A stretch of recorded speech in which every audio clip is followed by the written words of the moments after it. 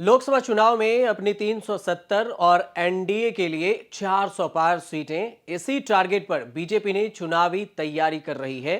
लेकिन सवाल यह उठ रहा है कि बीजेपी को इतनी सीटें मिलेंगी कहां से। सवाल यह भी उठ रहा है कि बीजेपी को दक्षिण में कर्नाटक के अलावा कहीं से सीटें नहीं मिल रही है, तो 370 और 400 सीटों का टारगेट पूरा होगा कहां से। India today mode of the nation सर्वे से जो डेटा निकलकर सामने आया है, उसमें बीजेपी को सबसे बड़ा झटका लग रहा है तमिलनाडु से। प्रचंड मोदी लहर के बाद भी तमिलनाडु में डीएमके कांग्रेस अलायंस लगातार दूसरी बार तूफानी जीत की ओर बढ़ रहा है, आगे की तरफ। 39 में से 39 सीटें डीएमके और कांग्रेस अलायंस के खाते में जा रही है। डीएमके को 31 और कांग्रेस को 8 सीटें मिलने का अनुमान India today mode of the nation सर्वे में दिखाया गया है।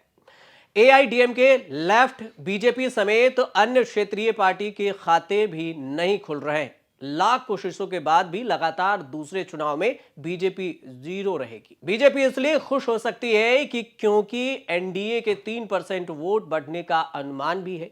फिर भी इंडिया गठबंधन का वोट शेयर 47% तक हो सकता है।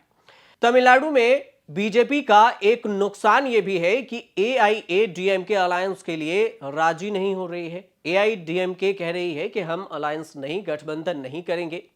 देश का मूड सर्वे जब शुरू हुआ तब इंडिया गठबंधन की तस्वीर कुछ अलग थी। अब नतीजे आए हैं तब तस्वीर कुछ और है। लेकिन इस बीच कुछ नहीं बदली तो कांग्रेस और डीएमके की दोस्ती।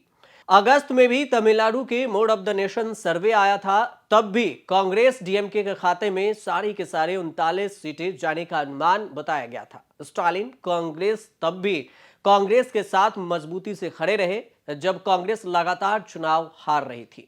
कांग्रेस की तरफ से राहुल गांधी जब भारत जोड़ो यात्रा शुरू करने के लिए तमिलनाडु को पहुंचे और उस वक्त उन्होंने तमिलनाडु को चुना, तो स्टालिन ने कन्याकुमारी आकर यात्रा को हरी झंडी दिखाई थी। उन्हें न कर्नाटक तेलंगाना में कांग्रेस के जीतने में फर्क पड़ा, न मध्य प्रदेश राजस्थान हारने से। इंडिया में सबसे मजबूत पार्टी होने के बाद भी स्टालिन ने न तो पीएम उम्मीदवार के पद या फिर ऐसे कोई दावा किए जैसे संयोजक उन्हें बनाया जाए, न इंडिया गठबंधन के संयोजक से कोई लालसा रही। कांग्रेस और डीएमके का कॉमन लक्ष्य है बीजेपी को हराना, और इसी कॉमन क्रेज के साथ गठबंधन मजबूत बनता हुआ चला जा रहा है। स्टालिन की फिलॉसफी है कि 2024 का लोकसभा चुनाव इस बात के लिए नहीं होगा कि सरकार किसे बनानी चाहिए, बल्कि इसलिए होगा कि सत्ता पर किसका नियंत्रण नहीं होना चाहिए। बीजेपी को राजनीतिक रूप से हराना होगा और सभी विपक्षी दलों का यह अकेला लक्ष्य होना चाहिए, स्टालिन ये सोचते हैं।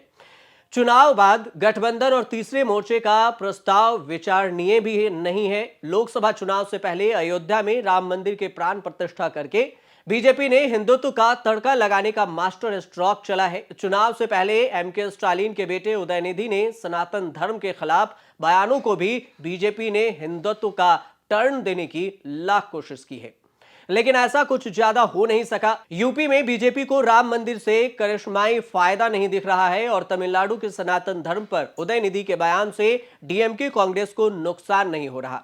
इंडिया गठबंधन के लिए दक्षिण के राज्य बहुत बड़ी उम्मीद है। दक्षिण के 5 राज्य केरल, तमिलनाडु, कर्नाटक, आंध्र प्रदेश और तेलंगाना में कुल मिलाकर 132 लोकसभा की सीटें आती हैं। कांग्रेस के लिए दक्षिण की ये सीटें गोल्ड माइन की तरह है, जहां से इंडिया गठबंधन 76 सीटें जीतने की स्थिति में है। देखने वाली बात यह होगी कि 2024 लोकसभा चुनाव में डीएमके और कांग्रेस के बीच जो गठबंधन है वो साउथ में कितना कारगर हो पाता है। आप देखते रहिए न्यूज़ तक।